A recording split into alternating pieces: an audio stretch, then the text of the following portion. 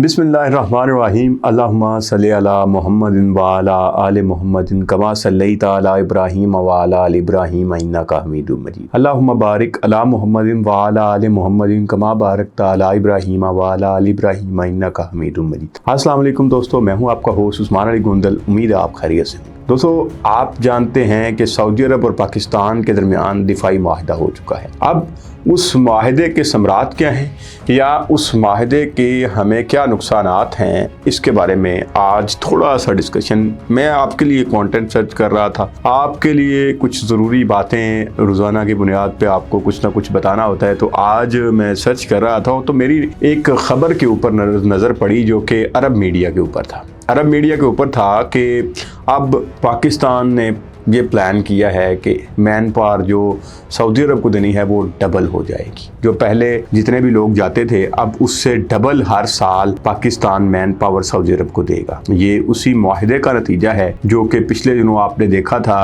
कि prime minister Shahbaz शरीफ और Saudi वली अहद शाह सलमान के दरमियान में जो माहिदा हुआ, जो सिक्योरिटी, जिसको डिफेंस पैक्ट भी कहा जाता है, जिसको सिक्योरिटी माहिदा भी कहा जाता है, कि जिसके बारे में डिफरेंटली आपने फेसबुक पे, यूट्यूब पे देखा होगा। सऊदी अरब पे हमला, पाकिस्तान पे हमला तस्वर किया जाएगा, इसी तरह पाकिस्तान पे हमला सऊदी अरब पे तस्वर किया जाएगा।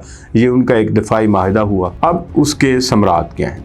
आपको पता है कि हिस्ट्री क्या है पाकिस्तान की, कि कितने लोग हर साल सऊदी अरब जाते हैं। आप इर्द गिर्द नजर दौड़ाएं, आपको अपने गांव मोहल्ले इर्द गिर्द सैकड़ों लोग सऊदी अरब में नजर आएंगे जो सऊदी अरब में काम कर रहे हैं। ज़रा सा इससे पहले जो देखा जाता था, अब यूरोप की तरफ रुझान लोगों का बढ़ गया, लेकिन इससे पहले ये होता था कि जो भी बंदा कुछ 4 दिन इधर वेला रहता था उसको कहते थे चलो इसको सऊदी अरब भेज देते हैं। यहाँ तक हुआ कि लोग उम्रे के वीज़े पे गए और वहाँ पे जाके मेहनत मजदूरी करते रहे और अपने बच्चों का पेट पालते रहे, जो कि गैर कानूनी था।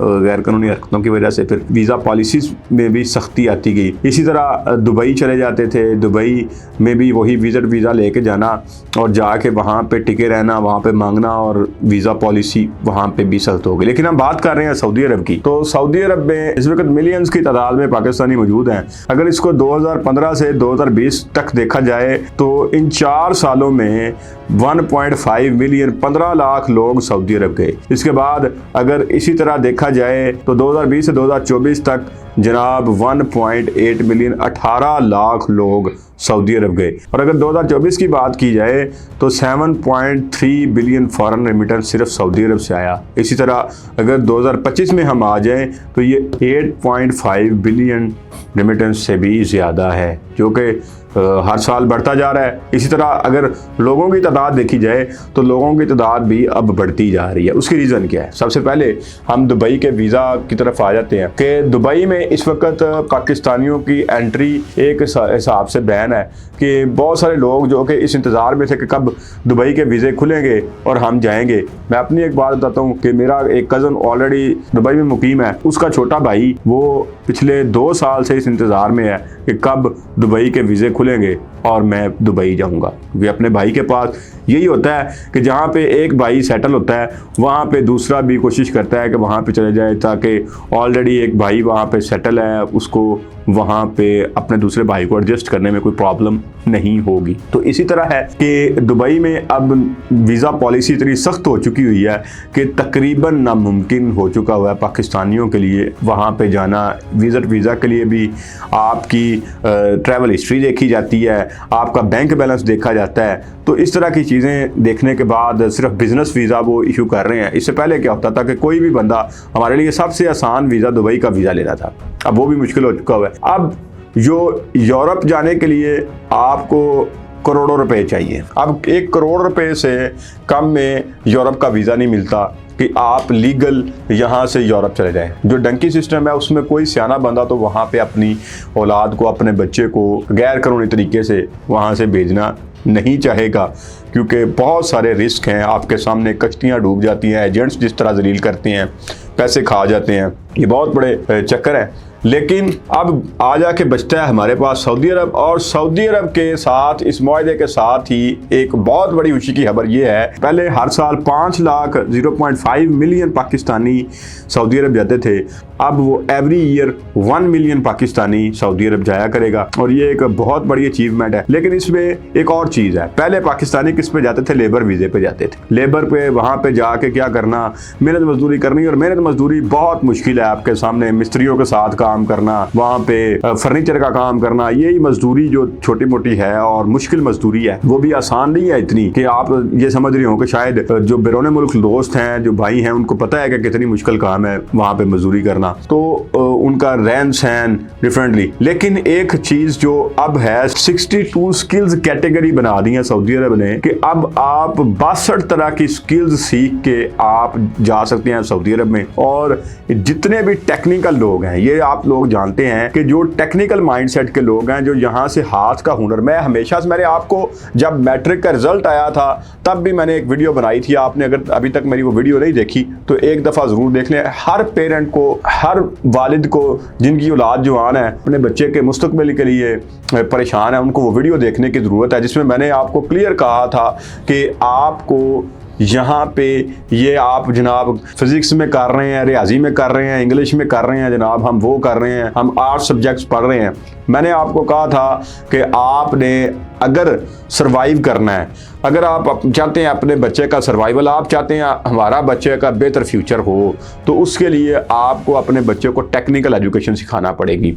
उसके लिए मैंने आपको कहा था जो सबसे मेन चीज़ है, गवर्नमेंट इंस्टीट्यूट्स हैं, जैसे टेफ्टा के इदारे हैं, नेफ्टेक है, ये वो इदारे हैं जो कि हर साल हज़ारों यहाँ से बच्चे जो टेक्निकल एजुकेशन हासिल करते हैं, इसमें डिप्लोमे हो गए डिफरेंटली, जिसमें सिविल इंजीनियरिंग का डिप्लोमा हो गया, मैकेनिकल का हो गया, आपका ऑटो का हो गया, एसी रिपेयरिंग, डिफरेंट जितने भी जो हाथ का हुनर है वो अगर आप सीख लेते हैं तो आपका बच्चा सारी ज़िंदगी मार नहीं खाएगा, क्योंकि अब 62 कैटेगरीज़ के जो टेक्निकल वीज़े हैं वो भी इंट्रोड्यूस करवा दिए हैं सऊदी अरब ने। आपका बच्चा यहाँ से स्किल सीख के जाएगा। और एक और चीज़ है कि ये जो नया मुआहदा हुआ है, इसके मुताबिक ये भी है कि ये जो टेफ्टा और नेफ्टेक से डायरेक्टली सऊदी अरब टेक्निकल पर्सनस को उठाया करेगा। जितने भी टेक्निकल स्टूडेंट्स हैं इन इदारों के, वो उनका आपस में मुआहदा हो चुका हुआ है कि अब सऊदी अरब डायरेक्टली यहाँ से इनको वीज़े, और ना कोई वीज़ा कुछ भी नहीं, सब कुछ ये खुद ही मैनेज करेंगे टेक्निकल इदारे। तो ये बहुत बड़ी अपॉर्चुनिटी है हमारे पाकिस्तानियों के लिए। तो खुदारा अपने बच्चे को टेक्निकल एजुकेशन की तरफ लेके आए, अपने बच्चे को हाथ का हुनर सिखाएं। बहुत सारे हमारे दोस्त भाई जो कि एमफिल PhD करके भी अगर सऊदी अरब आप चले जाएंगे, आपके हाथ में हुनर नहीं है, करना चाहिए, पढ़ना चाहिए, आपको एजुकेशन हासिल करनी चाहिए, लेकिन इसका मतलब ये नहीं है कि एजुकेशन आपको इस काम से रोकती है कि आपने हाथ से काम नहीं करना। अगर आपके हाथ में टेक्निकल स्किल है तो आप हर जगह पे जाके कामयाब हो सकते हैं। अब चूँकि डिफेंस पैक्ट हो चुका हुआ है, उसके बाद से पाकिस्तानियों का कॉन्फिडेंस लेवल ही बहुत बेहतर हो चुका है पहले से। दूसरा, जो सऊदी अरब के लोग थे, जो सऊदी शहरी थे, उनका रवैया भी बदल चुका है। बहुत सारी वीडियोस फेसबुक के ऊपर भी, आप टिकटॉक के ऊपर देख लें, हमारे जो पाकिस्तानी वहाँ पे रहते हैं ओवरसीज, उनसे भी अगर आप बात कर लें तो वो भी आपको बताएंगे कि उनके बिहेवियर में अब फ़र्क आ चुका है, क्योंकि उनको पता चल चुका है कि पाकिस्तान वो वाहिद मुल्क है, जब हमारे साथ कोई भी खड़ा नहीं हुआ तो पाकिस्तान हमारे साथ खड़ा है, हम पाकिस्तान के दुख सुख के साथी हैं। तो दूसरी जो बड़ी चीज़, जो सबसे बड़ी चीज़ है, वो है सऊदी अरब के अंदर मक्का मुकरमा और मदीना मुनव्वरा, जो हर मुसलमान चाहे वो किसी भी दूसरे मुल्क में भी है, उसकी ख्वाहिश एक ज़रूर है कि वो मक्का मुकरमा जाए और मदीना मुनव्वरा जाए, हर मुसलमान जहाँ पे भी है। और पाकिस्तानियों के लिए जो सबसे ज़्यादा विज़िट, बाज़ औक़ात आप कहीं पे भी कोई वीज़ा अप्लाई करते हैं, वो ट्रैवल हिस्ट्री पूछते हैं, पाकिस्तानियों का जवाब होता है सऊदी अरब। तो वो जो वीज़ा ऑफिसर होता है वो कहता है सऊदी अरब तो हर पाकिस्तानी गया हुआ है, इसमें कौन सी बड़ी बात है। तो वो हमारे लिए बहुत एक मुक़द्दस सरज़मीन भी है, लेकिन अब बहुत बड़ी अपॉर्चुनिटी है हमारे पाकिस्तानियों के लिए कि यहाँ से स्किल सेट करके जाएँ, अपने हाथ का हुनर सीख के जाएं। वो आपके लिए ये जो फ्यूचर है वो बहुत ब्राइट है अगर आप अपने हाथ से काम करना सीख जाते हैं। ये सिर्फ सऊदी अरब के लिए नहीं, ये पाकिस्तान के लिए भी यही ज़रूरी है। पाकिस्तान में भी वो बंदा जो कि अपने हाथ से कोई काम करना जानता है वो कभी भूखा नहीं मरता। ये हर जगह पे जो आपके हाथ में हुनर है वो आपके हाथ में रिज़्क ज़रूर थमा देता है। तो ये पाकिस्तानियों को इसके ऊपर अपने बच्चों को टेक्निकल एजुकेशन की तरफ लेके आना चाहिए और इस अपॉर्चुनिटी से फ़ायदा उठाना चाहिए। अगर आप इस तरह की और वीडियो चाहती हैं तो कमेंट सेक्शन में ज़रूर बताइएगा।